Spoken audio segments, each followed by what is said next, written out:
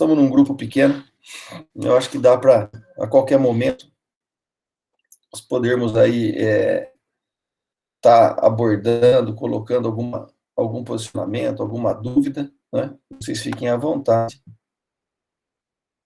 Às vezes eu não consigo enxergar o que vocês estão escrevendo, mas podem falar, tá? No item 31 do livro da Gênesis, um só rebanho, um só pastor, né? Tenho ainda outras ovelhas, a gente parou nisso, né? Nós lemos esse aqui e nós acabamos parando nisso. Então, tenho ainda outras ovelhas que não são desse aprisco. E é preciso também que eu as conduza, elas escutarão minha voz, e só haverá um único rebanho e um só pastor. Isso está em João, capítulo 10, versículo 6. E nós estávamos comentando, né, uma abordagem no sentido de que o cristianismo tem a meta, né, a responsabilidade que puxa para si, de que todos possam convergir dentro dos mesmos princípios, alinhando as atitudes, as ações, as emoções, as intenções nas propostas das leis divinas. Então, Jesus vem revelar essas leis divinas e ele, como o governador do nosso planeta, tem a missão de organizar isso para que todos possam não se perder, mas sim ter toda essa instrução, toda essa educação, todo esse princípio, e que nós possamos, né, hoje e amanhã, sermos os frutos de toda essa seara. Não é diferente quando Kardec coloca que o Espiritismo vem no mesmo propósito, querendo que a humanidade, com as suas bases filosóficas, morais e científicas, unir num só pensamento, numa só união, num só propósito, que é, na verdade, um propósito aí que Jesus está nos chamando, né? Onde muitos os chamados, poucos os escolhidos, e isso tem se confundido ao longo da história com uma representação física de um grupo, ou de uma casta, ou de um povo, ser o eleito de Deus, e esse ser o representante exclusivo da verdade, e se não for através dessa casta, desse povo, ou desse credo religioso, todos os demais estão consagrados ao erro, né, à penalidade e a tudo mais. Então, nesse sentido, o Espiritismo não vem fazer prosélitos, Kardec vem orientando que, dessa mesma maneira, ele não queria, e nem deve ser assim, né, que todos os povos percam ou se desfaçam das suas culturas, das suas raízes, das suas tradições, mas que os equívocos, né, que os enganos, que os preconceitos das suas tradições possam ser desmistificados com a ajuda dos princípios das leis naturais, né? E esse é o esforço de Jesus, e esse também é o esforço do Espiritismo. Como Jesus não veio criar religião nenhuma, o Espiritismo também não veio criar religião nenhuma nesse sentido de criar hierarquias, grupos sacerdotais, né, templos, fichar todo mundo, esse tipo de coisa, mas religião no sentido de religar o ser humano aos seus propósitos mais íntimos, à sua essência verdadeira, a Deus, né, por assim dizer. Então, Kardec aqui vai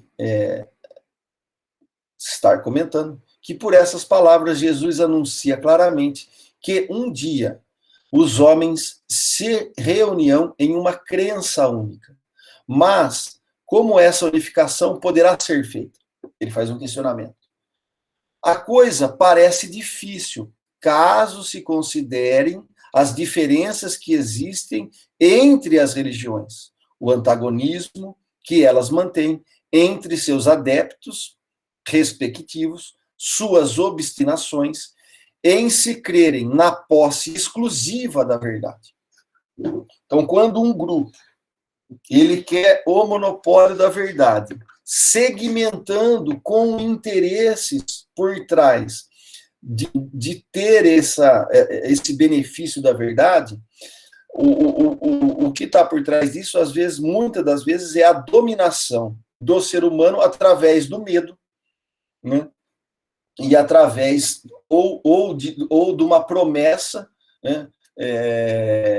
De um ganho se ele trocar. Você me dá a tua vida, todas as tuas condições, e eu te garanto um céu, né, ilusório. Então, todas essas religiões querem, né, a unidade, mas todas se lisonjeiam de que ela se fará a seu proveito. E nenhuma pretende fazer concessão em suas crenças. Então, o que Kardec está colocando? Todas brigam entre si pela exclusividade, né, de ser o representante fiel da verdade na Terra, e ninguém abre mão de se pretender fazer alguma concessão no seu formalismo de crença. Entretanto, a unidade se fará em religião como tende a se fazer socialmente, politicamente, comercialmente, pela queda das barreiras que separam os povos, pela assimilação dos costumes, dos usos, da língua. Os povos do mundo inteiro já confraternizam como os da província de mesmo império. Pressente-se essa unidade. Todos a desejam. Ela se fará pelas forças das coisas, porque se tornará uma necessidade para estreitar o liame de fraternidade entre as nações. Ela se fará pelo desenvolvimento da razão humana, que compreenderá a puerilidade dessas dissidências. Então, o que eu vejo que Kardec está trazendo? Que a união, né, que a cordialidade, ela vai se dar através da sociedade, através da política e através das relações comerciais, quebrando as barreiras. Porque se nós temos potencialidades desenvolvidas em determinadas regiões do planeta, por que não pensarmos um planejamento global onde fizéssemos os alimentos necessários para os 8 bilhões de seres humanos na Terra, e cada um distribuída de tal maneira que não falte trabalho, não falte recurso, não falte distribuição de renda e não falte o necessário. Isso é possível de fazer? Se planejar, é.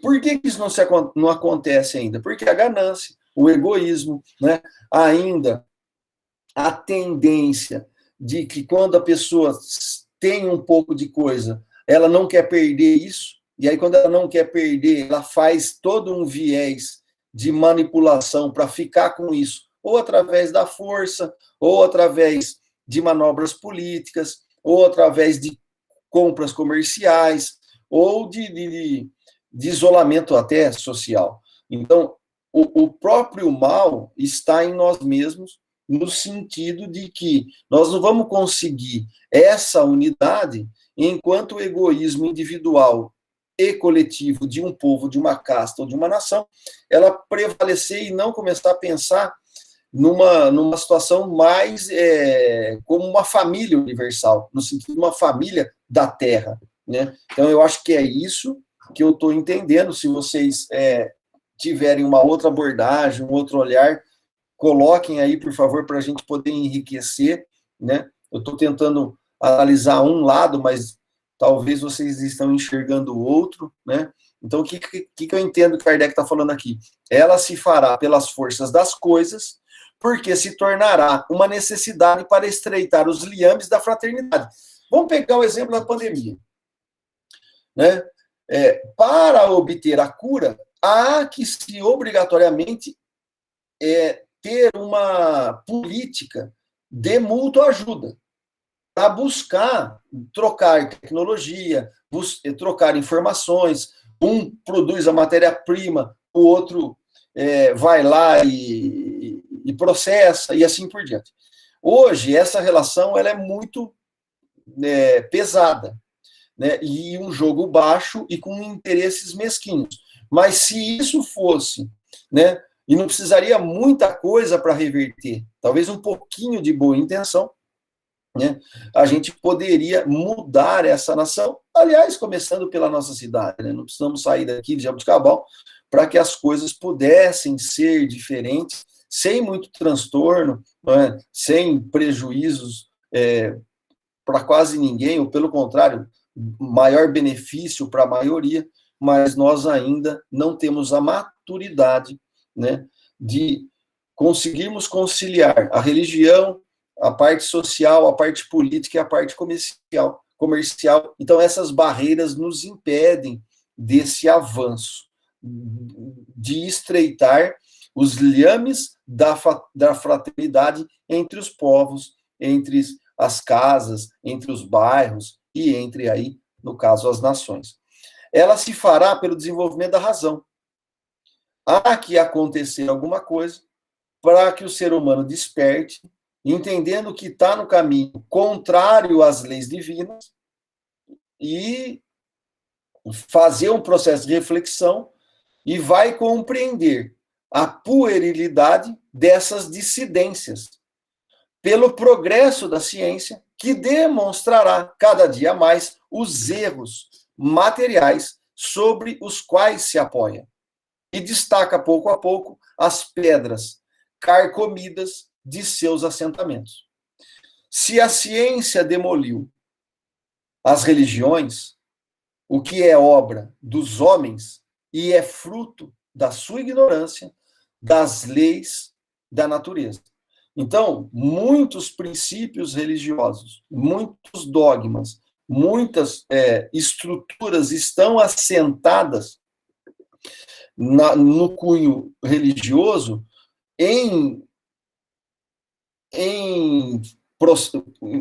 como que eu vou falar? Em princípios filosóficos contrários às leis naturais, por ignorância. Então, o homem, não compreendendo os ensinamentos e as instruções dos espíritos, dos profetas, as intuições que chegam no foro íntimo, a falta de reflexão interna, a falta de meditação, a falta de comunhão espiritual, a falta de confessar os erros, né?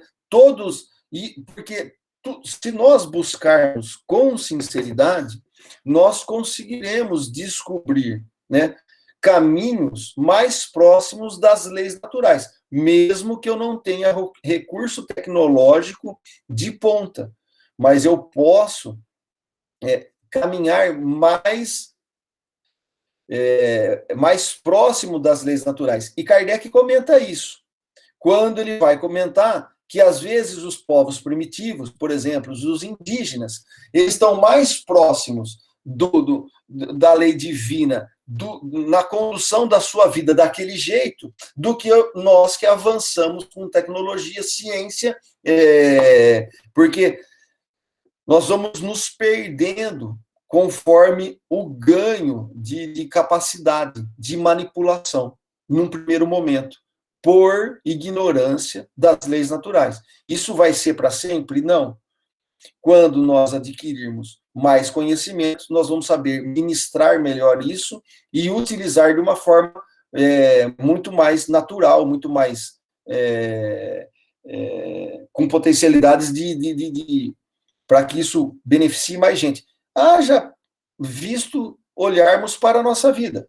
Quando tínhamos 12, 13, 14 anos, estávamos com baitas pretensões, ignorávamos várias leis que hoje conhecemos, queríamos muita coisa com intenções não tão nobres, né, que hoje a gente, olhando para trás e fizesse uma reflexão séria, veríamos a imaturidade que tínhamos e porque não conseguíamos alcançar, né, um olhar mais elevado e ter discernimentos mais nobres. Então, esse processo de evolução é um processo que ele também tem que se dar de mãos dadas com a parte espiritual nossa. Então, quando eu vejo o Espírito de Verdade trazer para nós que nós devemos nos instruir, e essa instrução, fazendo-se junto com todo o ramo da ciência, da filosofia e de tudo da moral que temos de melhor no planeta, e refletindo sobre isso, invocando uma verdade em nós, pedindo sabedoria a Deus e ao nosso anjo da guarda para nos esclarecer. Né? Que muitas vezes eu vejo pouco a gente usar. Né? E aí, uma crítica, não negativa, mas positiva para que a gente pense, né? Nós acreditamos tanto em espírito, mas em verdade não invocamos ele ao nosso benefício. Então, às vezes, eu vou fazer uma obra, uma leitura de Kardec, e eu não paro para fazer uma prece no sentido de fazer uma evocação para Kardec ou para alguns dos seus estudiosos, para que na hora que eu estiver lendo, né, com uma boa intenção, que me ajude a refletir para eu chegar na tradução ou chegar mais próximo da intenção daquelas palavras que aquele ser mais evoluído está tentando passar. Então, eu estou falando por mim. Né? Às vezes a gente vai lendo, correndo, e nós que acreditamos tanto no ser espiritual, nós às vezes não fazemos isso. Né? E às vezes acreditamos tanto no passe e a gente fica dependente, né, lá da casa para alguém dar o passe em nós. Se nós passamos pelos capítulo 14 dos fluidos e entendemos como funciona, nós já temos condição de, dia a dia, ir fortalecendo esses ensinamentos com a prática. Não estou falando aqui que nós não devemos pedir ajuda, que nós não podemos pedir amparo. Claro, devemos e sempre. O que eu estou falando é que nós precisamos realmente começar a pôr em prática tudo aquilo que nós estamos defendendo enquanto doutrina que a gente vem falando. Porque senão eu só falo, mas eu também não busco nada nesse propósito. Não é? Por que tudo isso? Porque se cada um de nós buscarmos, né, sair da ignorância das leis da natureza, nós vamos construindo em nós mesmos um novo ser. E nós temos o fórum íntimo, nós temos os nossos anjos da guarda, nós temos Jesus à disposição, nós temos Deus aí provendo por nós, nós temos os familiares que nos querem bem, e na maioria das vezes nós ficamos com o óculos da desgraça, da descrença, e só sentindo presenças negativas, né, calafrios e muita coisa ruim. Né? Então nós precisamos começar a virar o jogo, sair da juventude dos 12, 13, 14 anos, né, do mimimi, e começar a vir para a maturidade espiritual. E isso eu estou falando porque eu estou falando de mim, não estou falando de vocês, não.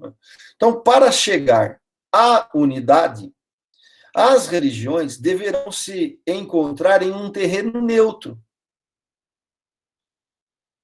E isso é fundamental, porque nós temos vários povos, várias raízes, vários princípios construídos, e aqui você vê, não é para destruir tudo isso, mas é para encontrar um ponto em comum, um terreno neutro, entretanto, comum a todos. Porque aí não há divergências, né? Nós vamos ficar brigando pelos detalhes, perdendo tempo por muita picuinha, mas vamos nos concentrar no terreno comum a todos, que interessa a todos. Para isso, todas, né, todas as religiões, aqui no caso, que Kardec está analisando, todas as religiões terão de fazer concessões e sacrifícios. É mais ou menos o que nós temos que fazer enquanto membros da UNEMLAR. Também teremos que achar um terreno neutro dentro da doutrina, né, comum a todos, e fazer concessões. Não é só o meu querer, né, e eu vou ter que fazer sacrifício para abrir mão do meu querer, da minha imposição, do que eu acho que seria bom só para mim, por exemplo. Então, eu vou ter que fazer muito sacrifício nesse sentido, maiores ou menores, conforme a multiplicidade de seus dogmas particulares. Todos nós, né, e todas as religiões, trazemos dogmas particulares enraizados em nós. Se não nessa vida, isso vem já construído, consolidado de vidas passadas. E precisa fazer essa dieta do Cristo, precisa fazer esse regime, né, de sacrifícios e concessões para que a gente alinhe as leis naturais que Jesus está revelando. Mas, em virtude do princípio de imutabilidade que todas professam, a iniciativa das concessões não poderia vir do campo oficial.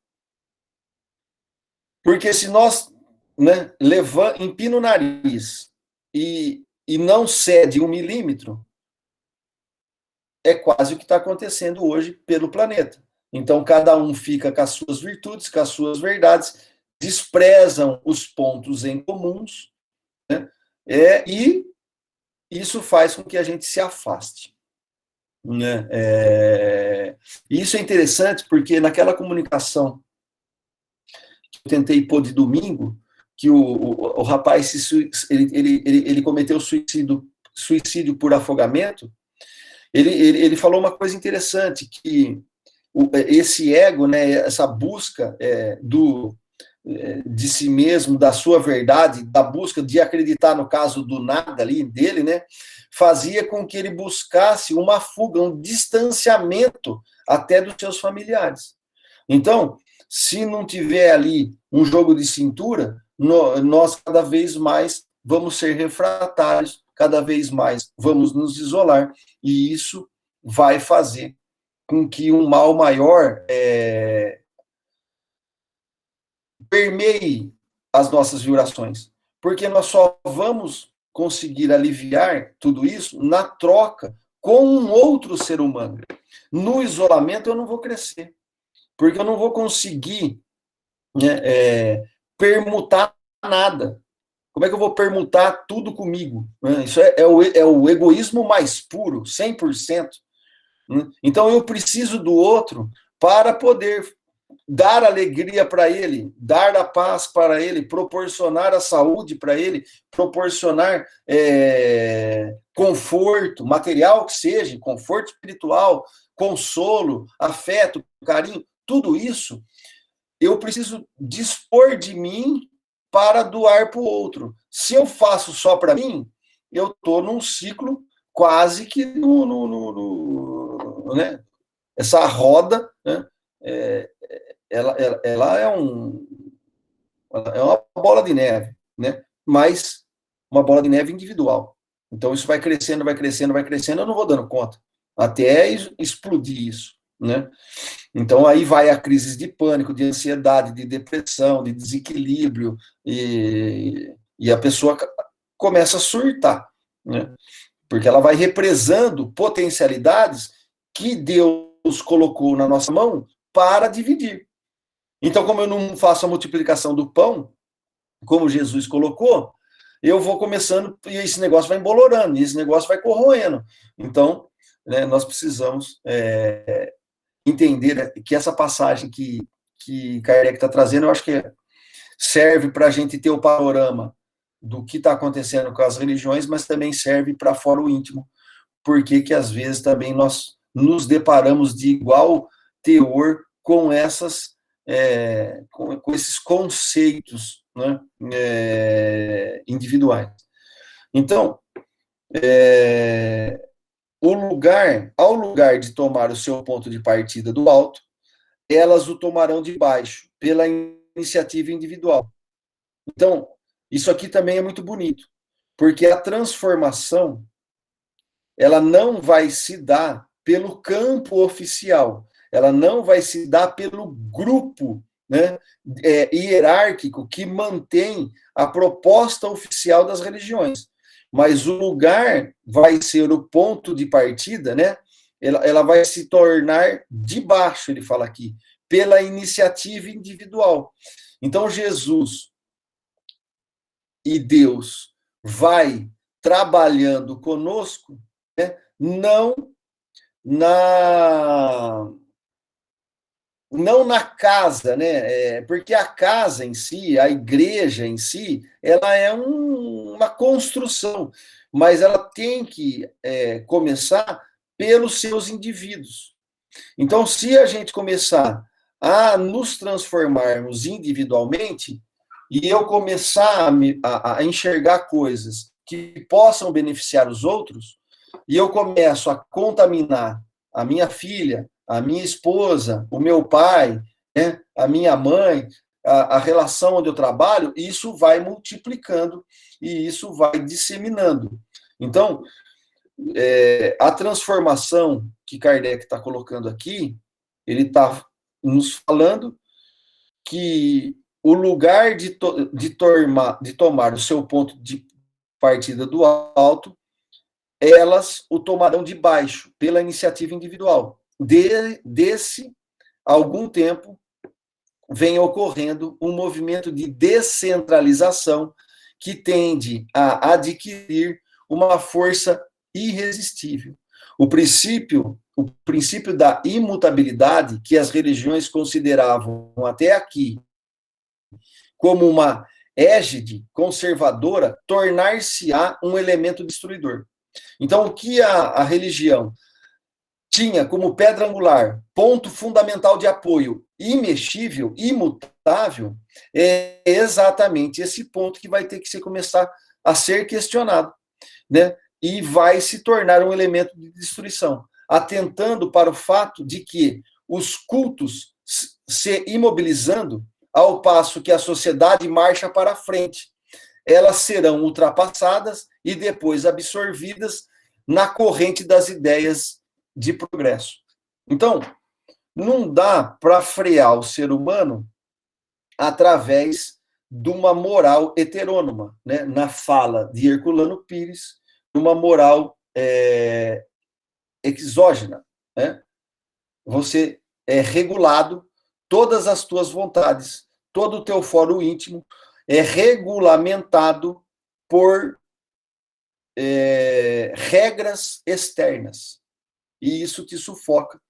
Então, o progresso, a evolução e o avanço das correntes absorvidas das ideias, elas vão ultrapassar em muito todas essas regras heterônomas e o progresso vai acontecer. E depois vamos ter que ressignificar para adequar aquela religião imutável para os moldes mais aceitáveis que nós vamos dar conta de absorver. E isso é tão verdade que, se nós fizermos um paralelo desses 200 anos, olha o tanto que mudou, mesmo dentro das igrejas protestantes, da Igreja Católica, né? Se nós pegarmos essas correntes conservadoras, elas vêm sendo forçadas a mudar, ou então elas não param de pé. Então, entre as pessoas que se destacam em tudo ou em parte, dos troncos principais e do qual o número aumenta sem cessar, se alguns não querem nada, a maioria que não se acomoda com o nada quer alguma coisa. Essa alguma coisa, nada está definida em seu pensamento, mas pressentem-na, tendo ao mesmo fim por vias distintas. E será por elas que começará o movimento de concentração em direção à unidade.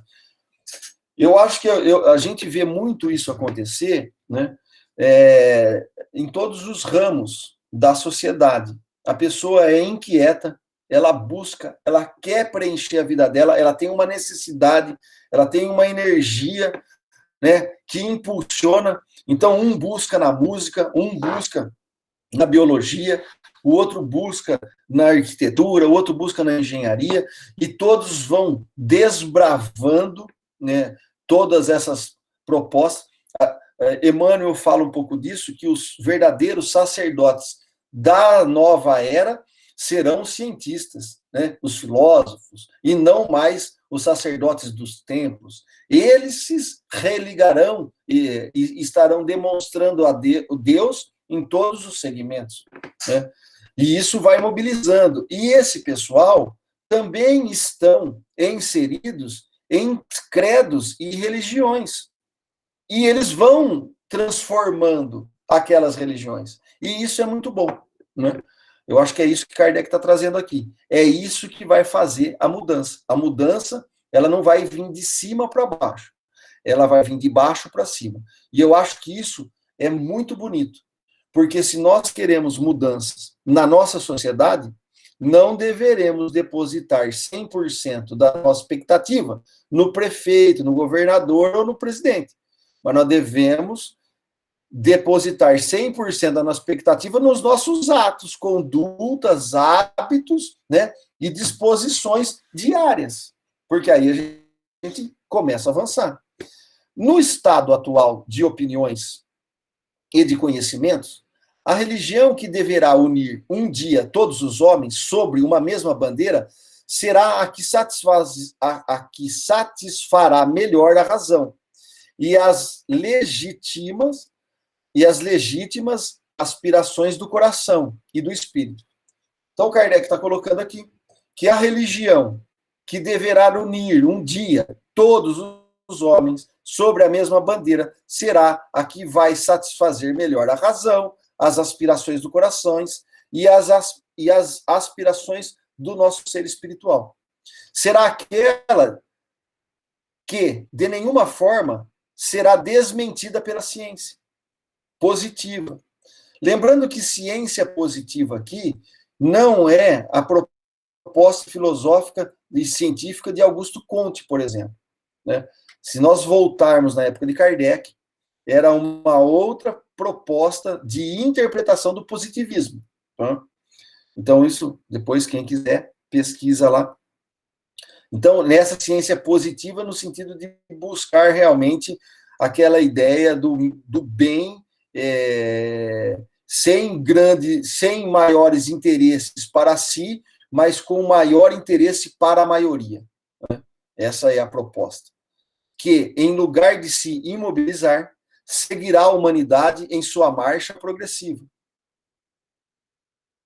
sem se deixar jamais ultrapassar, que não será nem exclusiva, nem intolerante, e que será emancipadora da inteligência, admitindo apenas a fé racional.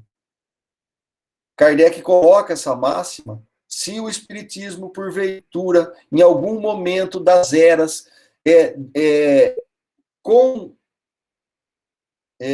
confrontar com a ciência e a ciência provar que aquele ponto o Espiritismo está errado, Kardec nos orienta o seguinte: deixe esse ponto de lado, fique com a ciência e avance. Isso é muito profundo, porque sempre nós temos que estar aberto à compreensão do que está sendo nos ensinado, ao exercício da lógica, da ciência, da filosofia, da moral, que damos conta de compreender no momento que estamos. Né? E isso vai avançar. Né? Então,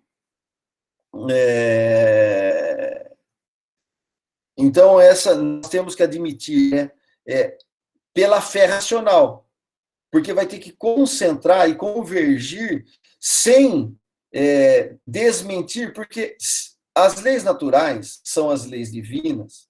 Essas leis divinas, elas não podem conter mentiras, elas não podem conter equívocos. As leis divinas, elas não podem conter erros. Então, como é que nós vamos achar isso? Então, nenhuma proposta filosófica que tiver em erro, ela vai poder ser 100% válida. Nenhuma proposta científica que recorta uma pequena parte, né, do que nós damos conta de perceber e fazer que uma fórmula explique o universo inteiro. Quer dizer, é uma insanidade. Mas a ciência também tem que se reinventar, e ela, como a religião, também não pode se sentar, né, no seu egocentrismo, como a medicina também não pode fazer isso, como nenhuma ciência pode fazer isso. Então, nós vamos ter que sempre estar revendo, porque nós estamos na infância ainda na nossa evolução, e muito há que avançar, muito há que descobrir, e muito vai ter que ser revisto. Então, rever as coisas não é demérito, é uma necessidade intrínseca de avanço. E se nós não tivermos isso bem claro em nós, nós vamos estar fadado ao fracasso individual e coletivo, se nós não conseguirmos avançar nesse sentido. Então, onde eu parei aqui? O cujo código moral será admitindo apenas a fé racional. Aquela cujo o código de moral será o mais puro, o mais racional, o mais em harmonia com as necessidades sociais, o mais apropriada, enfim, afundar-se sobre a terra o reino do bem, pela prática da caridade e da fraternidade universal, como Jesus entendia a caridade, né? Benevolência para com todos, indulgência para com as faltas alheias e perdão das ofensas. Nesse sentido, tudo que formos fazer tem que ser com desinteresse, né, pessoal, e com 100% de interesse no bem, na caridade e na fraternidade universal. Isso muda tudo, né, o que está posto hoje no planeta. Tudo, né, na parte da educação, na parte da competição, das nossas leis de mercados, na parte de relacionamento, né, familiar e na parte de relacionamento de qualquer âmbito. Com esse olhar, nós temos que rever praticamente tudo, né? E aqui ele está falando da religião, porque a religião que vai perpetuar e vai unificar todas sobre a mesma bandeira será aquela religião que vai proporcionar ao indivíduo o reino do bem, da prática da caridade e da fraternidade universal, desinteressada para si mesmo, mas com um interesse exclusivo no bem comum, né? Para todo mundo, né? Então, entre as religiões existentes, aquelas que mais se aproximam dessa condição terão menos concessões a fazer. Porque é a proposta religiosa, filosófica, né, que mais se aproxima dessa condição, ela não tem que abrir mão de nada. Porque ela já está muito próxima a abraçar e a aceitar tudo isso, né? Se uma delas a preencher completamente, tornar-se-á naturalmente o eixo da unidade futura. E aqui é bonito, porque ela vai se tornar o eixo da unidade futura, aonde todas convergirão, né? Essa unidade se fará em torno daquela que menos deixará a desejar quanto à razão, não por uma decisão oficial, né? Foi lá o concílio, não sei das quantas, na encíclica tal, ou lá no Supremo Tribunal, né? Ou numa organização mundial da saúde, escreve um negócio e por uma decisão imposta goela abaixo, para todo mundo tem que seguir. Não é isso a proposta. A proposta é usar o máximo de inteligência que temos, o máximo de moral que temos, o máximo de bondade que temos, e aí sim tomar a decisão, em cima da capacidade que hoje damos conta de processar.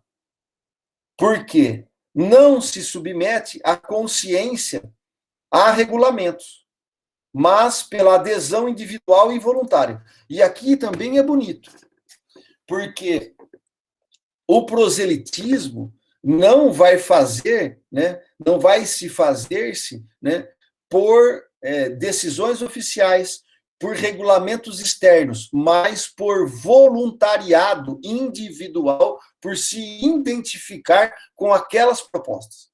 Isso é muito bonito, né? Porque você tem o individualismo, a vontade do espírito nascente, buscar, ansiar pelo bem, né? E ali se adequar nessa proposta que vai fazer com que ele ressoe, né? Ele se sinta melhor, mais atuante e está mais alinhado com os seus princípios íntimos. Hoje, não é bem assim. Nós temos convicções íntimas, princípios íntimos e um monte de regras externas que nós temos que se adequar, né? Então, o que sustenta o antagonismo entre as religiões é a ideia que elas têm cada qual do seu Deus particular, a sua pretensão de terem o único e verdadeiro e o mais poderoso, e que está em constante luta com os deuses dos outros cultos, e ocupado em combater a sua influência. Não, é um outro ponto que Kardec está trazendo aqui, muito importante. Nós, ainda na nossa infância intelectual, nós estamos preocupados com os detalhes. Estão preocupados de quem é Deus. É o filho que está brigando contra o filho, porque o pai gosta mais de mim. O pai, né? Olha, ele me faz mais carinho. Olha, ele não gosta de você. Então, nós estamos nesse processo ainda muito infantil de ficar brigando, perdendo uma imensidão de tempos e de recursos financeiros, né, ou intelectuais, para poder fazer compêndios e compêndios para refutar um negócio assim. Olhando aqui agora, eu estou falando com vocês, lendo o texto, fazendo uma imagem na minha cabeça, né? O tanto que nós ainda estamos muito infantis, né? Gastando trilhões de recursos para brigar pela paternidade. É quase Caim e Abel. E aí, se eu não agradar a Deus, eu vou capaz de eu matar o irmão lá, porque, então, né, já que não vai pela escolha deliberada, então vai na escolha forçada, eu já tiro o outro concorrente da minha frente, e aí eu tenho um Deus só para mim. É o egoísmo, né, puro. Então, quando se convencerem de que só existe um Deus no universo, e que, em definitivo, é o mesmo que eles adoram, sobre o nome que seja, Jeová, Alá, né, ou Deus, quando estiverem de acordo sobre os seus atributos, né, essenciais, compreenderão que um ser único só pode ter uma única vontade. Deus não pode ser bipolar, né? Não pode ter apadrinhamento particular. Eles passarão a entender as mãos, né? Elas, as religiões, estenderão as mãos como os servidores de um mesmo mestre e os filhos de um mesmo pai, e terão feito um grande passo para a unidade. Então, veja que no final aqui, de um só rebanho e um só pastor, se nós compreendermos cada qual no seu lugar, cada qual no seu país, cada qual na sua região, entendermos os atributos essenciais de Deus, entendendo que se Deus é o mesmo, e que esse Deus é único, e se ele sendo único, só pode ter uma vontade por trás, as religiões, estenderão as mãos como os servidores de um mesmo mestre e os filhos de um mesmo pai, e terão feito um grande passo para a humanidade. Então, eu vejo aqui que não vai ser destruído todos os princípios, né? E criado uma religião única, com um templo colossal, onde todo mundo vai ter que vir para adorar daquele templo, né? Mas aquela proposta de Jesus, onde a oração mais forte não é nem no Monte Gaizinho, né? E nem na réplica do Templo de Salomão, lá em Jerusalém, mas em espírito e verdade, porque Jesus já estava falando ali para a samaritana que Deus é espírito e é verdade, e ele abraça todas as diversidades dentro da unidade de princípio, né? Então, eu acho que eu vejo desse jeito, não sei se eu estou fazendo a leitura certa, né? Mas é como eu estou entendendo. E vocês aí também, por favor, né? Me ajudem aí e podem falar. Então, na chegada de Elias. Então, seus discípulos lhe indagaram: por que, pois, os escribas disseram que é preciso que Elias venha primeiro? Mas Jesus respondeu: é verdade que Elias deva vir, e que restabelecerá todas as coisas. Mas eu vos declaro que Elias já veio, e nem o conheceram, mas trataram-no como lhes aprouve. É assim que farão morrer o Filho do Homem. Então seus discípulos compreenderam que era de João Batista que ele lhes tinha falado, né? Elias já viera na pessoa de João Batista. Seu povo, advento, é anunciado de uma maneira explícita. Ora, como ele não pôde voltar senão num novo corpo, e a consagração formal do princípio da pluralidade da existência, né, acaba sendo consagrada por essa fala, né, que no Evangelho conforme o Espiritismo vem retirar e inserir no capítulo 4º, né? Teve uma época que eu estava tentando procurar na Bíblia os princípios da reencarnação. Eu até fiz uma pesquisa individual, depois eu fui descobrir que o Herculano Pires já tinha escrito sobre isso, o Carl Schutter também tinha feito, mas uma coisa que me chamou a atenção era o primeiro mandamento, né? Que Deus era um Deus bondoso, zeloso, né? E que nós não deveríamos ter imagens, né, de nada que o representasse, e que ele era, né, um Deus que cobriria de indulgência até a milésima geração daqueles que seguissem, né, as suas leis, a sua palavra, né, seguir a palavra, seguir a sua lei. Mas também que ele era um Deus indulgente, que cobraria a iniquidade do pai nos filhos na segunda e na terceira geração. Eu falei, puxa vida, nesse trecho, né, lá do primeiro mandamento, lá de Moisés, já tem ali o princípio da reencarnação. Quando eu comecei a pegar o primeiro evangelista, tem lá o anjo Gabriel anunciando para Elizabeth, a esposa de Zacarias, que ela iria, né, conceber um filho com a força e o espírito de Elias, né? Eu falei, bom, o primeiro evangelista já vem trazer o princípio da reencarnação. E aí você pega lá eu não lembro agora de cabeça, mas acho que lá